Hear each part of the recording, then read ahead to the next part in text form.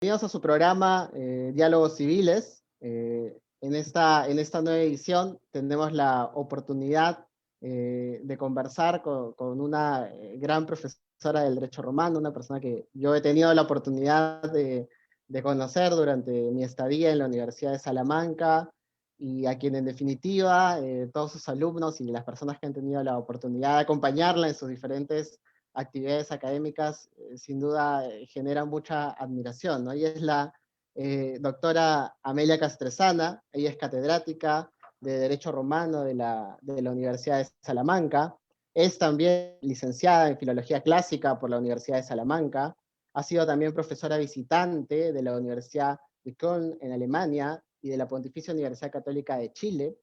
Es, bueno, autora, ¿no?, de diversas monografías sobre distintas materias del derecho romano. Podemos mencionar, quizá entre las más conocidas, este libro de la Fides a la Bona Fides, también su monografía sobre de agricultura de Marco Porcio Catón, que es un libro de una erudición muy interesante. Podemos también mencionar, que lo tengo aquí, el manual del derecho romano, el arte de lo bueno y lo justo, ¿no? Que es un manual importantísimo de derecho romano. También las nuevas lecturas de la responsabilidad quiliana, ¿no?, de la doctora Castresana. Y más recientemente, en un libro que es un glosario de términos del derecho romano, este libro que coordinó la doctora Amelia Castresana, 800 años de historia a través del derecho romano, ¿no?, que tuvo una presentación en el Salón General de la Universidad de Salamanca con diferentes personalidades del derecho romano europeo, entre los cuales podemos mencionar al doctor Aldo Petrucci, al profesor Luigi Garófalo y al profesor Christian Baldus, ¿no? Sin duda, entonces, estamos aquí frente a una gran académica, a una gran personalidad y representante de la escuela salmantina del derecho romano. Y primero agradecerle la oportunidad. eh, es para mí interesante desde un punto de vista académico y también personal. Y quería comenzar esta entrevista preguntándole eh, cómo es que, digamos, usted se interesó, ¿no?, en el mundo del derecho romano. ¿Cuál fue, digamos, ese primer impulso que le llevó a esta carrera evidentemente importante, ¿no?, en el mundo académico? Bueno, me va a permitir unas brevísimas palabras, que no quiero quitar tiempo a la entrevista, sobre el derecho romano, mi querido derecho romano, pero también de agradecimiento, naturalmente, haberme invitado a participar en esta entrevista para dar a valer, sobre todo, insisto, mi querido, queridísimo derecho romano. A la pregunta que me hace, muy interesante, me trae recuerdos ya de un pasado, bastante pasado, porque efectivamente yo soy filóloga y jurista, aunque me he dedicado fundamentalmente al derecho privado y al derecho romano, fundamentalmente, a esa magnífica, excelente experiencia jurídica romana. Pero el hecho, después de haber estudiado filología clásica, hizo que a lo largo de toda la carrera tuviera mis dudas sobre finalmente a qué dedicarme, si al latín y al griego. Si en su caso tuve ofertas de algún profesor mío que de derecho mercantil, por ejemplo, muy interesado en que investigara con él, trabajara con él, me hiciera discípula de él, trabajar en la tesis doctoral con él, y finalmente, convencida de que me había apasionado el latín en filología clásica en la universidad y me había apasionado mi profesor de derecho romano y el estudio del derecho romano, opté mm, por estudiar e investigar el derecho romano, la experiencia jurídica romana. ¿Y qué ocurrió? Que después de recibir las clases en primero de carrera y terminar la licenciatura con 5 años de entonces, que era la licenciatura, prácticamente no había, no voy a decir que un mes o un año, ni un día, ni un minuto que no recordara cuando estaba estudiando derecho civil, cuando estaba estudiando derecho mercantil, cuando me explicaban derecho administrativo o derecho laboral, que estuviera recordando. Pero si aquí no hay grandes novedades, si esto ya lo descubrió el derecho romano.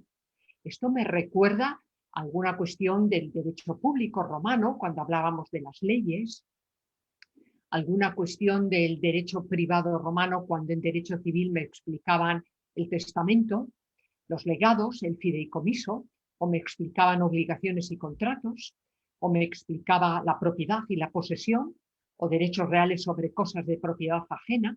Insisto, constantemente, pero es que usted lo ha citado, uno de los libros más apasionantes que más he disfrutado estudiándolo, además con magníficos recuerdos, porque lo hice estando en Alemania todo ese tiempo, toda mi primera investigación, nada menos que con, en fin, lamentablemente fallecido profesor Knüttel, que tuvo el detallazo, la generosidad de dejarme incluso su despacho, para que pudiera trabajar allí con total tranquilidad y durante todas las horas del día y algo de la noche sobre esta materia, cuando descubrí el contrato de adjudicación de obra o el contrato laboral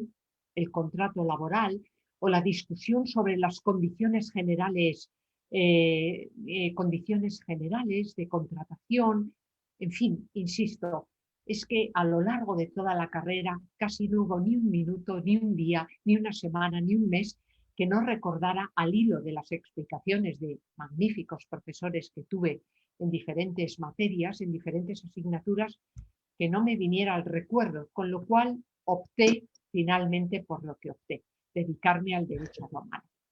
Y he comprendido a lo largo ya de tantos años que esa percepción que tuve cuando todavía era estudiante y estaba formándome no era equivocada, porque realmente, ¿qué decir?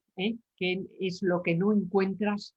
No puedes encontrar, entender, comprender el porqué de mucha actualidad jurídica que vivimos en Europa, en España, en Europa, en el mundo, en Latinoamérica, no encontrarlo allí, en la experiencia jurídica romana, en el derecho romano, en la jurisprudencia romana, fundamentalmente. Con lo cual, mi elección, francamente, me van a permitir que lo diga, me parece la mejor elección que pude hacer.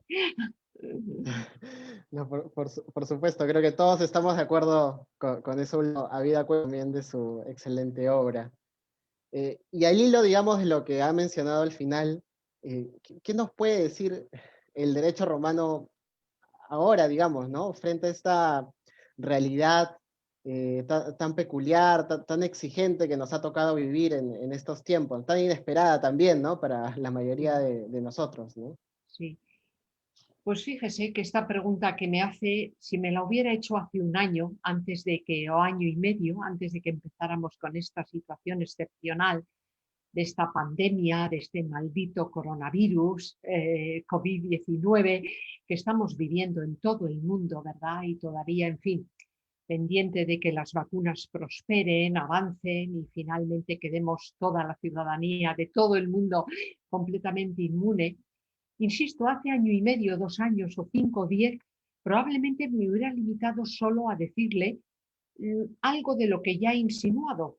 ¿Qué es lo que hoy percibo? Pues hoy percibo cuando analizo alguna nueva normativa, incluso una normativa europea que usted recordará como alumno mío del máster, efectivamente, en el tema del deber de información precontractual, que luego podemos señalar algo, el principio general de buena fe, y digo, y pienso, madre, pero si esto ya se descubrió hace más de 2000 años, casi 2500 años, luego avanzó muchísimo la jurisprudencia y ahora lo que se considera una propuesta normativa o legislativa en la Unión Europea, por ejemplo, o en España, ya está visto, ya está trabajado, ya está investigado, ya está incluso regulado en partes muy decisivas en ese derecho romano, en esa jurisprudencia clásica romana. Eso es importante y eso se ha dado, se da y se dará en el futuro, sin duda.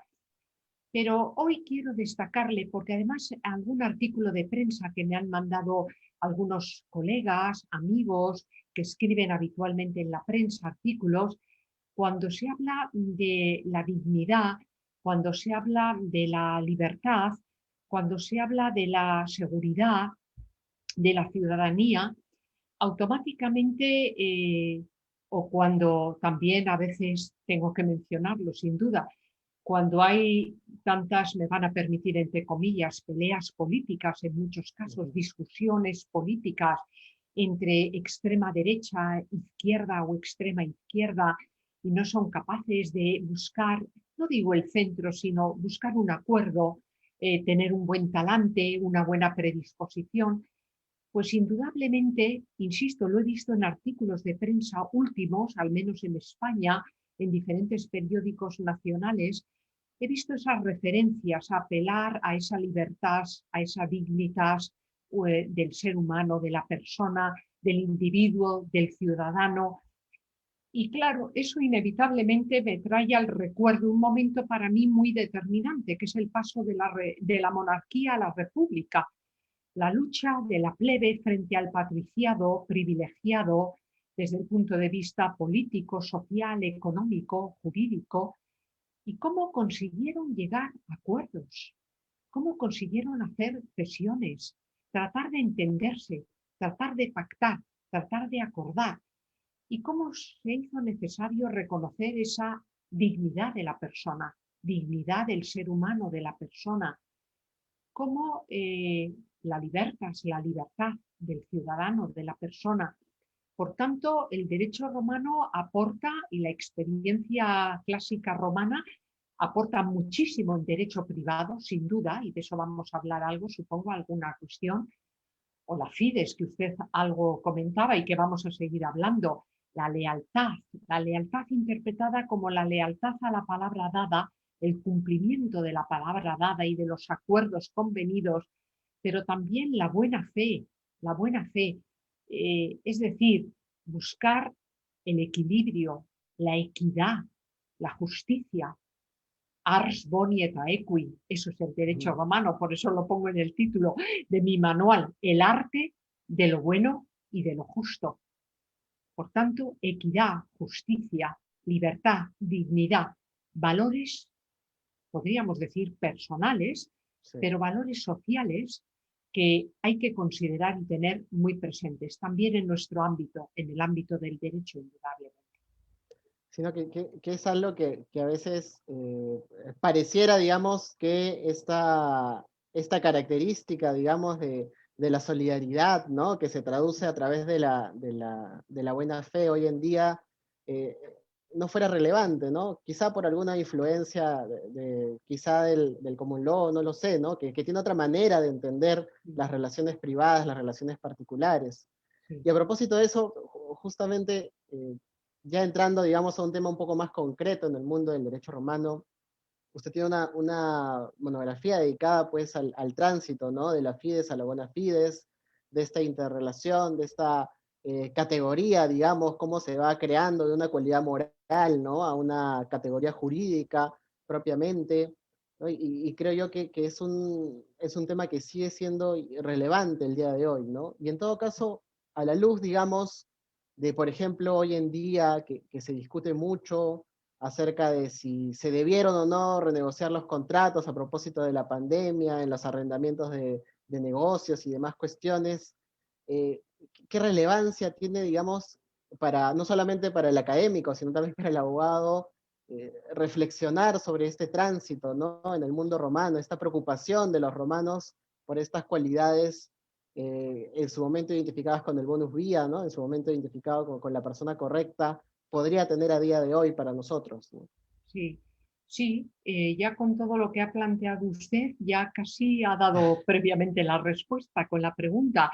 Y además usted este tema lo ha trabajado y lo conoce y escuchó también aquí en Salamanca, ¿verdad? En las clases del máster, escuchó, porque, bien, como usted ha dicho, mi primer libro, mi primera investigación sobre el tema de la Fides y Fides Bona, tenía que ver más bien con un tema casi inicialmente filológico, como digo, por la trascendencia que he dado siempre a las palabras, a la terminología jurídica y a ser muy precisos en el significado o los significados jurídicos de esas palabras, de esos términos claves para nosotros, como es, desde luego, fides, la fe, la buena fe, la fidelidad y sobre todo la bona fides, que empezó siendo originariamente primero el adjetivo detrás del sustantivo fides bona y después se pasó a la bona fides, al principio de buena fe, a la buena fe. Y esto realmente es muy, muy relevante. Entonces, en ese primer estudio hice un examen filológico donde ya contrasté lo que usted está señalando, la trascendencia De hecho, esa Fides y esa Fides Bona y Bona Fides consiguió avances jurídicos, cambios jurídicos, transformaciones y avances jurídicos decisivos, muy relevantes, decisivos en el propio derecho romano, en la propia experiencia jurídica romana. Se descubrieron figuras jurídicas completamente nuevas, completamente originales y novedosas desde donde partíamos inicialmente.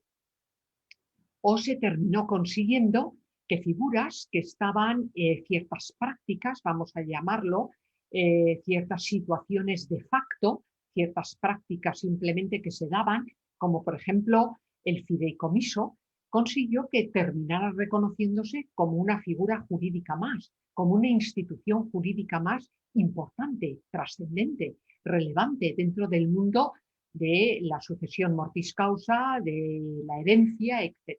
Bien, por tanto, eso tiene muchísima importancia. El propio concepto, fit quod dicitur, cumplir la palabra dada, cumplir los acuerdos convenidos, después de ese estrecharse la mano simbólico, vamos a decir, entre las partes que negocian, etcétera, no ser desleal, no incumplir esos convenios, esos acuerdos. Esto es muy importante.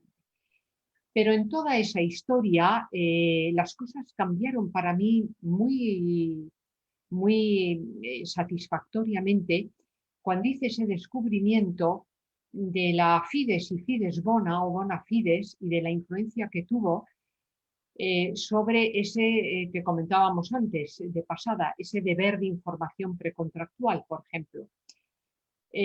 Todo parte de que a través de un proyecto en el propio Parlamento Europeo, etcétera, implicada la propia Universidad de Santiago de Compostela, en Galicia, donde me invitaron a hacer algunas ponencias al respecto, etcétera, pues, insisto, descubrí algo que no había descubierto hasta ese momento, porque además, inicialmente, el descubrimiento tiene que ver no con propiamente los juristas, la jurisprudencia y el derecho civil, no, tiene que ver con la filosofía del derecho y tiene que ver con algún escritor o con un abogado en ejercicio tan importante como Cicerón, que todos conocemos, ¿verdad? Que todos conocemos. Sí. Pues bien, esto es muy relevante. Fue para mí una investigación de éxito, un descubrimiento de un auténtico tesoro. Me va a permitir que utilice este término, porque para mí ha sido uno de los hallazgos últimos de mis últimas investigaciones más interesantes. Ese debate entre maestro y discípulo en el mundo de la filosofía del derecho, incentivados por Marco Tulio Cicerón, por un escritor tan importante, alguien que formó parte del Senado, que tuvo muchísima relevancia política, con críticas, con muchas críticas también y con muchos elogios, ciertamente como Cicerón, pero que tenía un despacho profesional de abogado importantísimo. Pues bien, ese debate es muy llamativo.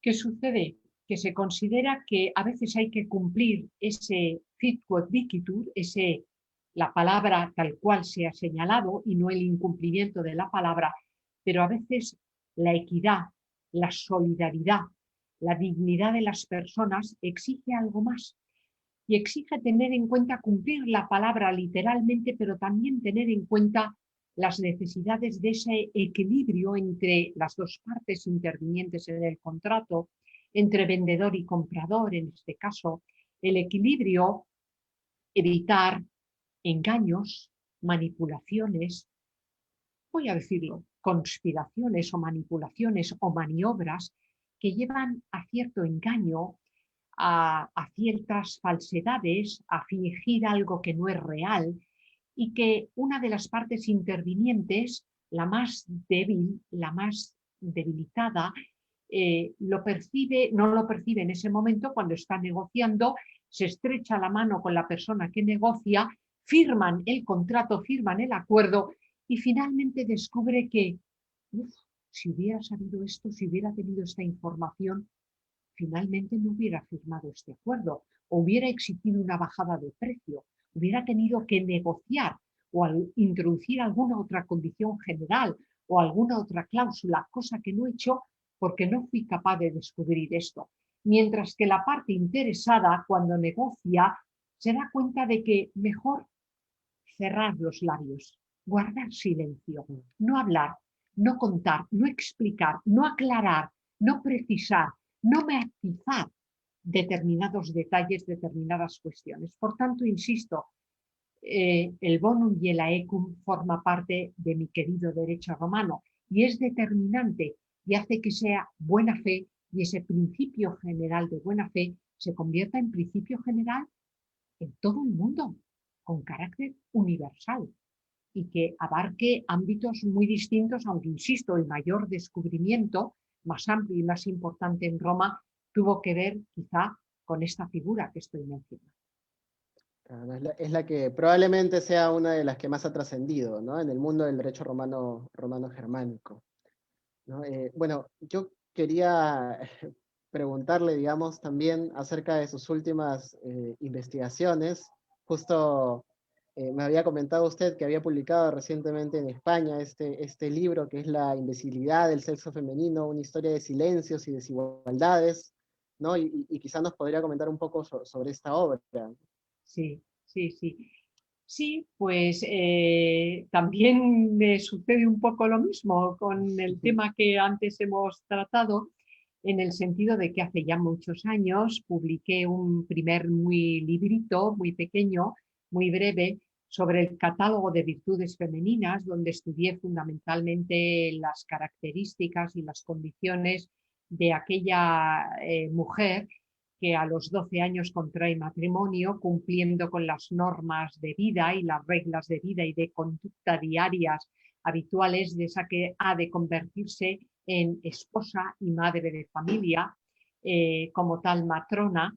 Eso ya lo trabajé hace muchos años, pero efectivamente acabo de publicar a finales del 19, por tanto prácticamente ya en diciembre, el 1 de diciembre del 2019, por tanto hace un año y poco más y unos pocos meses, el libro que titulo entre comillas, para que no se interprete mal, La imbecilidad del sexo femenino, porque descubrí varios textos de los juristas clásicos romanos donde se habla para justificar la inferioridad de la mujer por razón de sexo, por ser sexo femenino o mujer, su inferioridad debido a una levitas, una debilidad, una inferioridad de la mujer por razón de sexo y de género femenino respecto del varón, respecto del hombre como género masculino, del sexo masculino, que algunos juristas, la mayoría de ellos, curiosamente solo quiero mencionar a uno, Gallo, jurista importantísimo por otra parte,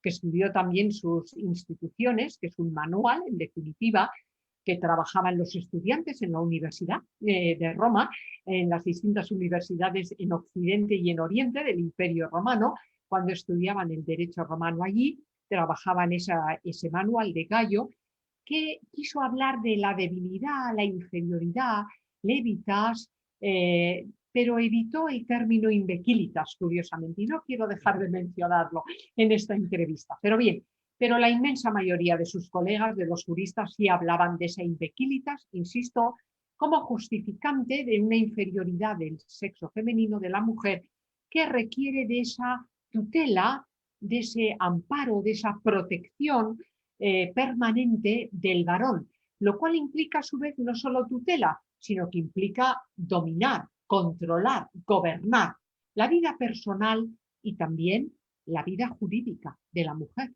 No voy a hablar de vida política porque las mujeres estaban apartadas de toda la vida política, no podían acudir a los comicios a votar, como si hacían los hombres, para elegir al gobierno, en definitiva de la República, no podían hacerlo.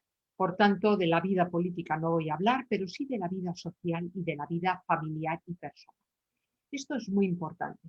Pero también no quiero dejar de comentar, porque es uno de los temas que más me han entusiasmado, si me permite, que más me han entusiasmado en mi investigación sobre esta cuestión, la lucha de unas pocas mujeres, ciertamente, pero la lucha de unas pocas mujeres para romper con esa imbecilita sexus, para romper con esa debilidad, esa parece casi torpeza, inferioridad de la mujer. No. De manera que si todas, prácticamente todas, eran educadas simplemente en austeridad y castidad para convertirse en una buena esposa y madre de familia que mantiene relaciones sexuales exclusivamente con su esposo y que es muy austera en su indumentaria, en sus artículos, en sus joyas decorativas, etcétera. Bueno, pues frente a eso no acude nada más que a la escuela, si es que acude, pero muy poco tiempo, muy pocos años, solo la educación infantil, primaria, básica, después ya queda encerrada en casa y educada en esas dos grandes virtudes o valores, austeridad y castidad. Hubo mujeres valientes, valientes, que se atrevieron incluso a llegar a la universidad. Y fíjese, cuando he descubierto que fueron a la universidad disfrazadas de hombres, y luego leyendo textos actuales, casi voy a llamarlo actuales, del siglo XX, en España, como Concepción Arenal, una mujer reconocidísima después en España, que forma parte de nuestra historia principal en España, a primeros años 1920-30 España, Concepción Arenal tuvo que acudir a la universidad disfrazada de hombre, aparentándose hombre, para poder acudir a la universidad, a las clases, y que el profesor no reconociera que tiene a una mujer en clase, y eso no, está acostumbrado solo a dirigirse a hombres. He descubierto algún texto en las universidades británicas, en Oxford y en Cambridge, pero quizá en Oxford fundamentalmente, de un profesor que descubrió un día a 2 o 3 alumnas, también medio disfrazadas de hombres, y ese día decidió hablar en masculino exclusivamente, de forma algo peyorativa, ¿no? Como diciendo, no me voy a dirigir en masculino y femenino a ellos y a ellas, no, voy a despreciarlas, como si no estuvieran en clase y estuvieran escuchándome y fueran alumnas mías. Con lo cual, en fin, pues insisto, he descubierto, y esto ha sido para mí el mayor avance, varias luchas de mujeres saliéndose de esos protocolos, lo cual no significaba que no fueran castas y austeras. He descubierto que muchas de ellas también cumplían con lo que llamaban esas virtudes o valores típicamente femeninos, exclusivamente femeninos. Eso también, pero no solo eso.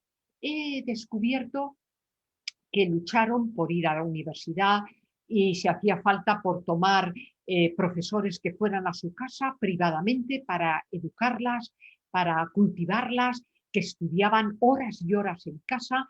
He descubierto que hubo una que llegó a hacerse médico y trabajó muchísimo a favor del aborto de aquellas mujeres necesitadas para abortar ciertamente el niño que tenían, vamos, el todavía no nacido, el nasciturus, que diríamos nosotros, ¿verdad? Que estaba por nacer. En fin, cultura, educación, intelectuales con gusto por la filosofía, la medicina, la cultura. Curiosamente, donde he descubierto menos interés femenino es por el derecho, curiosamente. No sé si lo consideraban ya muy injusto, que mantenía esa discriminación por razón de sexo, esa desigualdad terrible. Y también no quiero dejar de decir, porque me ha entusiasmado mi investigación y el descubrimiento, hubo muchos hombres partidarios de esa igualdad de género, de esa igualdad en la ley entre hombres y mujeres.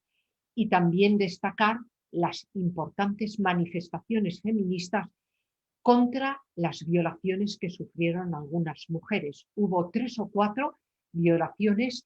En fin, me cuesta decir esto, pero ustedes, usted y los que me escuchen después lo van a entender porque digo que quiero mencionarlo. Porque fue violaciones a mujeres importantes, vamos a llamarlo, nobles, notables. La esposa de un cónsul, gobierno de la República, que formaban parte de esa nobilitas, si me permiten utilizar el latín, de esa aristocracia política o no, en fin, mujeres muy destacadas o de padres, hijas de padres también famosos, conocidos, reconocidos, mujeres muy bellas, muy atractivas físicamente, que entusiasmaban a miembros del gobierno, por ejemplo, de la República. Hubo un caso y el presidente de ese gobierno mandó a un empleado que la convirtiera en esclava y la comprara inmediatamente y se la trajera a casa. Y literalmente le dijo: pienso violarla las veces que me dé la gana hasta que disfrute al máximo de ella. Ocurrido esto, terminaron encarcelados el gobierno de la República, los miembros del gobierno tuvieron que dimitir todos de los cargos públicos y quien pretendió violarla eh, terminó encarcelado. Y hubo una manifestación, le estoy hablando del año 450 antes de Cristo. Por tanto, han pasado 2500 años de lo que hoy vemos en las calles, que sucede a veces cuando esos carteles dicen no a la violencia machista, no a la violencia contra las mujeres. Pues bien, esto sucedió entonces y efectivamente, fíjense qué horrible que el padre de la chica, enterado del proyecto de ese presidente del gobierno de aquella primera república romana, optó por coger el cuchillo y matar a su propia hija para evitar que fuera violada. Pero esto generó manifestaciones y hubo más casos, ya digo, de mujeres conocidas. Muy importante, algunas lucharon también y fueron al Senado para tratar de mantener su discurso favorable a la igualdad de género, a la igualdad entre hombres y mujeres, y consiguieron también que finalmente el Senado y los comicios no aprobaran una ley discriminatoria, cargando, por ejemplo, para conseguir financiación, cargando tributos contra las mujeres de alta clase social y de alta clase económica, con gran poder económico por herencias de sus padres, etcétera, pero consiguieron derogar leyes discriminatorias que castigaban o sancionaban a las mujeres en esa cuestión y no trataban por igual a los hombres, pues sus discursos a favor de esa igualdad prosperó, tuvo éxito, y el Senado tuvo que replantearse y terminaron promulgando leyes no discriminatorias, donde si se hacía un impuesto al patrimonio de determinada clase económica, que fuera por igual, siendo hombre o siendo mujer. Por tanto, una lucha, insisto, muy llamativa para mí. No pensaba que con mi investigación iba a terminar descubriendo todo esto, sino que iba a descubrir solo la primera modalidad, ¿no? La austeridad, la castidad, la mujer dedicada a la lana y a tejer, a tareas domésticas, cuidar de los niños desde pequeñitos, cuidar mucho de ellos. La educación tenía que ser controlada por el padre de la casa, por el pater familias. Insisto, al lado de eso, el descubrir esto y el éxito, tengo que decirlo y quiero destacarlo, el éxito que realmente tuvo, no total, pero sí un éxito importante de muchas mujeres que terminaron, pues ya digo, incluso no solo he citado médicos o filosofía, medicina, pero también hubo trabajadoras, hubo operarias que trabajaban en los puertos o que tenían negocios heredados de los padres, que terminaron teniendo el reconocimiento, un gran reconocimiento social y el propio reconocimiento de algunos hombres que dijeron: nadie podría gestionar este negocio de telas o de huertos o el propio, en fin, del mundo de la agricultura, lo bien, con el éxito con que lo está haciendo usted, mujer, a pesar de ser sexo femenino. Por tanto, realmente todo un éxito para mí.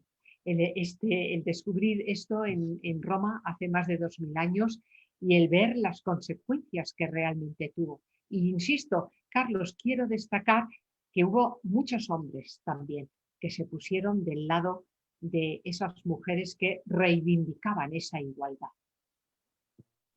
En efecto, pese al paso del tiempo, como usted lo dice, pareciera que a veces todo es circular, ¿no? Pero bueno, igual poco a poco se van avanzando en esas grandes y pequeñas luchas, ¿no? A lo largo de la historia.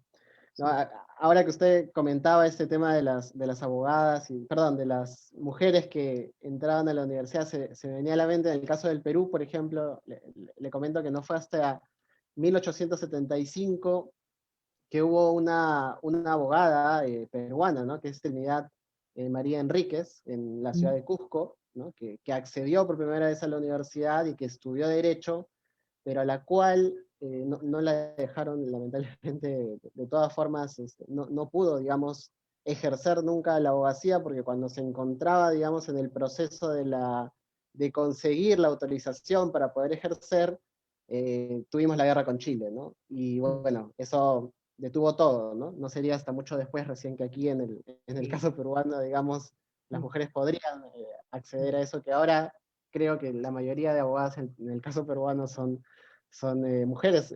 Entiendo, por lo que he podido ver en España, eso también ocurre en las sí, universidades sí, españolas, ¿no? Las mujeres masivamente están en las facultades de Derecho, lo cual es sí, fantástico, ¿no? Digamos, ¿no? Para servir para continuar con estas pequeñas, con estas grandes luchas y, sí, y seguir acabando con esta desigualdad que nos aqueja, ¿no?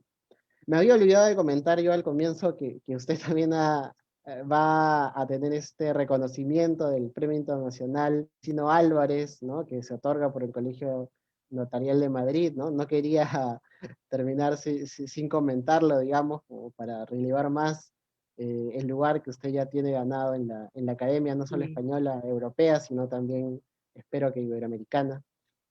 ¿No? Con la serie de discípulos que además ha ido dejando a lo largo de todo el continente, ¿no? Ahora se me viene el nombre del profesor Carvajal, ¿no? De la Sí, Pontificia Universidad sí, Católica de sí. Chile, ¿no? Creo que ha comprado ya un billete para acudir al acto. Después del cariño hacia su maestra, sin duda. Sí.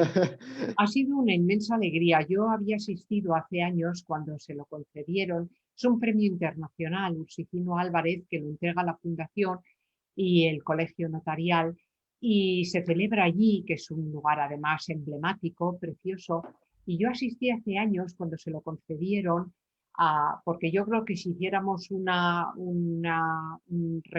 repaso a los premiados hasta ahora, creo que este premio mío es el octavo, noveno, no recuerdo exactamente, pero no lleva tanto tiempo impuesto. Pero yo hace años asistí, fue cuando lo conocí en vivo y en directo, porque se lo concedieron a un colega mío de la Universidad de Heidelberg, al que aprecio muchísimo. Él sí merece esa excelencia, justamente él sí la merece. En mi caso es un buen regalo, digamos, una donatio, una donación muy satisfactoria, un orgullo para mí, ciertamente. Y ya digo, es un acto, yo tengo un recuerdo extraordinario, es un acto muy bonito, porque además el lugar, el Salón de Honor del Colegio Notarial de Madrid es precioso, y la biblioteca. Entonces, y se da a valer el derecho romano. Ursicino Álvarez fue, digamos, un verdadero maestro del derecho romano, catedrático de la Universidad Complutense de Madrid, pero sobre todo maestro, pues, de personas protagonistas del derecho romano a continuación, que tuvo como discípulos a Pablo Fuenteseca, a Álvaro Dors, en fin, personas importantísimas, auténticos maestros del derecho romano, que luego crearon dos escuelas de derecho romano diferentes, don Álvaro Dors y don Pablo Fuenteseca. Yo tuve la fortuna de tener trato directo con ellos, con ambos, acudir a veces a Madrid, a veces a Pamplona, ciertamente. Don Álvaro me vigiló muchos de mis estudios, me hizo correcciones maravillosas, magníficas, antes de que publicara ese estudio, esa investigación. Pues bien, insisto, él fue el fundador, digamos, quien hace de fundador de este premio y de este colegio, y entonces es un premio internacional a favor no tanto de solo la investigación del derecho romano, sino de darle mucha vida, mucho valor, mucha presencia. Y han considerado, quizá incluido también el tema de mi último libro sobre las mujeres, Claro. ciertamente, porque me están llamando a hacer entrevistas, periodistas, Acabo de escribir un artículo que me ha pedido una revista nacional sobre juntas las mujeres en España y en el mundo. Entonces, bueno, ha debido tener cierta repercusión bastante significativa y eso a lo mejor ha hecho que piensen en ello, pero sobre todo, ya digo, dar trascendencia, dar valor, dar protagonismo a la importancia del derecho romano en nuestra cultura jurídica, en nuestra cultura política, incluso muy importante, y por qué no en la cultura social también, sociopolítica, además de cultura jurídica. Y bien, va a ser en principio el 10 de mayo, aunque dada la situación del confinamiento, con un aforo muy restringido, pero tengo que ponerme a preparar ya mi discurso, no dejarlo más tiempo y dar a valer efectivamente ese magnífico derecho romano. Pero ha sido para mí un premio, es un honor ser premiada con este premio, Ursicinora. No, sin duda, pese a su humildad, digamos, es sin duda muy merecido el premio.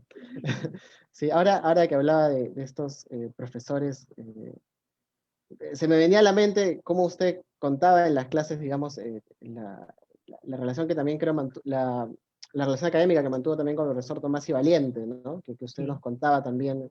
Yo fui alumna Sí. del profesor Tomás y Valiente, sí, y en fin, me va a permitir que relate, aunque no sea propiamente académico de alguna forma, pero que relate, porque es que ahora ya últimamente, cada vez que menciono, y usted a lo mejor ya lo sabe, porque lo mencioné en clase, porque llevo años ya desde que sucedió, yo le fui a visitar porque íbamos a celebrar los 12 años de terminar la carrera, y como yo era la única de todo el curso de entonces que me dedicaba a la universidad, a la tarea académica, todos mis compañeros me dijeron: Amelia, eres la mejor para que te acerques a la Universidad Autónoma y como fue profesor nuestro, el profesor Tomás y Valiente, hables con él y le pidas que por favor venga al acto y dé un pequeño discurso para que nos recuerde las lecciones magistrales que nos daba sobre la historia del derecho, en fin,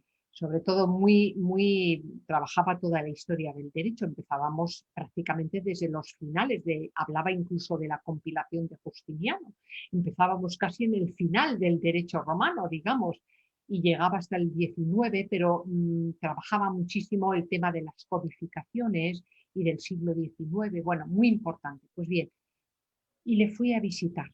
Hablé con él por teléfono desde Salamanca y me acerqué a la Universidad Autónoma y le fui a visitar porque acababa de dejar la presidencia del Tribunal Constitucional y había vuelto a ejercer como catedrático de Historia del Derecho hacía relativamente muy poco tiempo y me dijo: encantado de recibirla, tengo buen recuerdo, muy cariñoso, tengo buen recuerdo. Tuvo usted, me parece, sobresaliente o matrícula de honor conmigo, ¿no? Me dijo de nota cuando fue mi alumna. Bien, y a los 10 días o 12 sucedió lo que sucedió. Fue asesinado. Hubo una visita parecida a la mía, vamos a decir aparentemente, de quien se hizo pasar para que le dejaran que se metiera en el despacho por un antiguo alumno suyo, un estudiante que quería tratar, en fin, y sacó la pistola y le asesinó.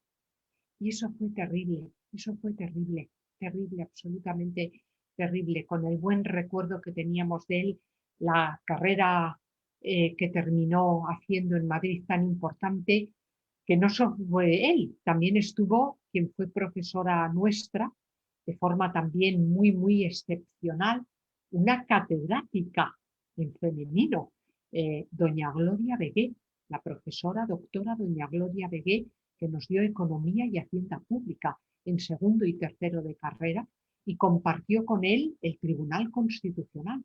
Fueron nombrados magistrados del Tribunal Constitucional. Terrible, durísimo, durísimo aquella experiencia, aunque mi buen recuerdo de él ahí sigue naturalmente y no va a morir mientras yo siga viva, nunca. Por supuesto que no. Bueno, doctora, le agradezco mucho haber contestado todas las preguntas, las inquietudes. Creo igual que con usted el tiempo nunca será el suficiente para poder conversar. Me parece que es usted una fuente estable de información y de cultura, ¿no? En general, no solo jurídica, ¿no?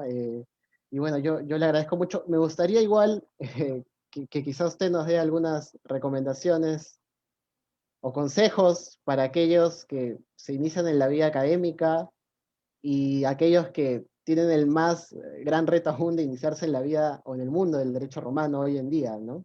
Sí. No sé si usted tuviera algunas palabras en ese sentido.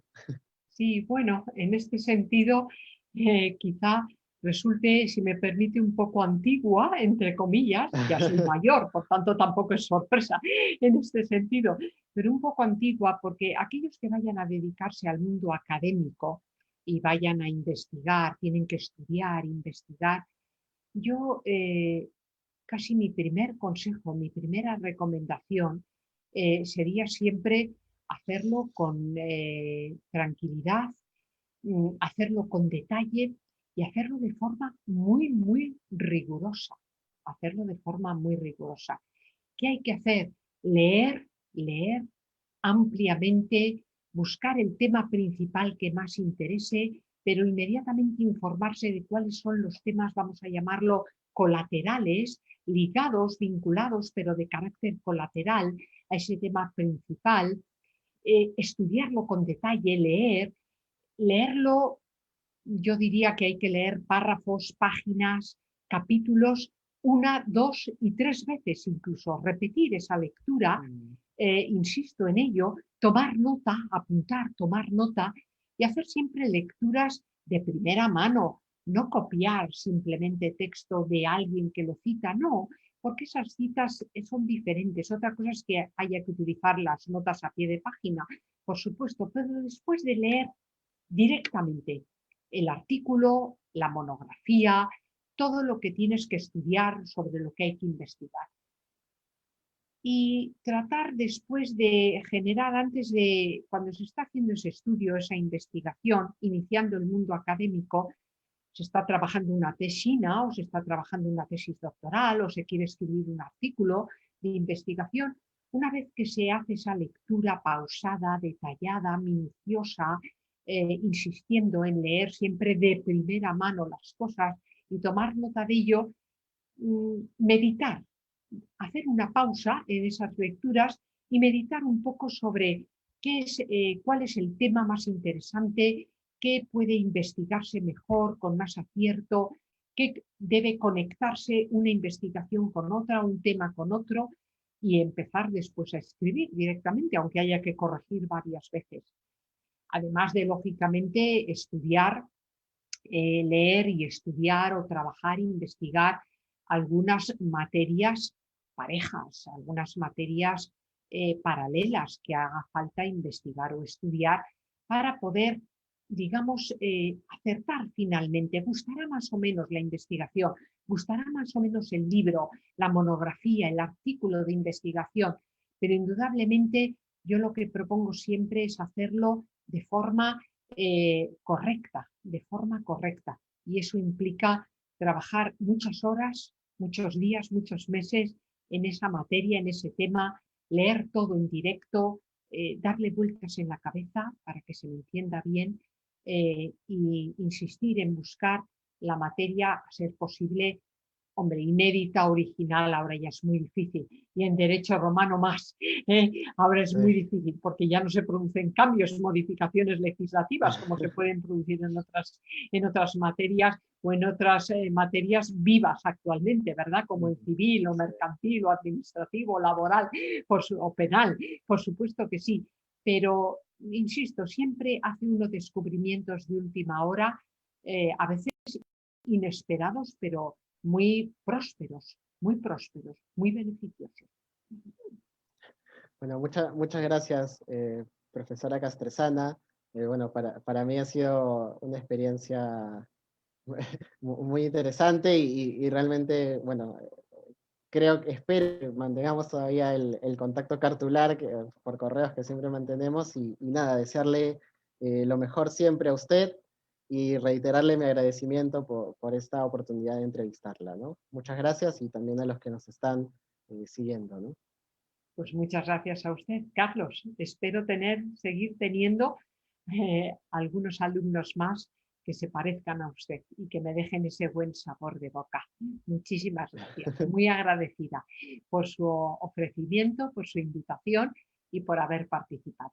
Y espero que guste o interese y que cause estímulo o iniciativa para que se estudien y se lean algunas cuestiones importantes de mi querida cultura, vamos a llamarlo así, cultura jurídica romana. Muchísimas gracias. No, muchas Y un gracias. fuerte abrazo virtual desde Salamanca hasta Lima. Muchas gracias, profesora. Ya habrá oportunidad de vernos de nuevo, ¿eh? Hasta luego, profesora.